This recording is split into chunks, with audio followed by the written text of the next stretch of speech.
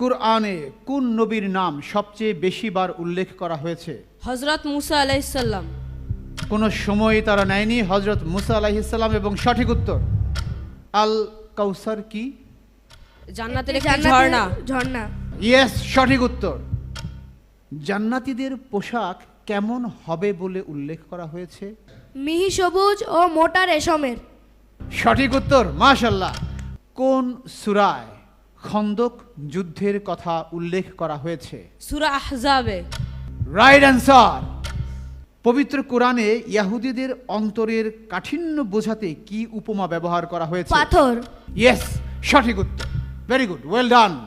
India Wins Freedom বইটি কার লেখা? মাওলানা আবুল কালাম আজাদ। সঠিক উত্তর। 1991 সালে আমেরিকার নেতৃত্বে বহুজাতিক বাহিনী ইরাকে যুদ্ধ শুরু করে কি কারণ দেখিয়ে? কুয়েতকে ইরানের কবল থেকে ছাড়ানোর জন্য। ইরান না ইরাক? ইরাক। কোনটা নিব? ইরাক। সঠিক উত্তর।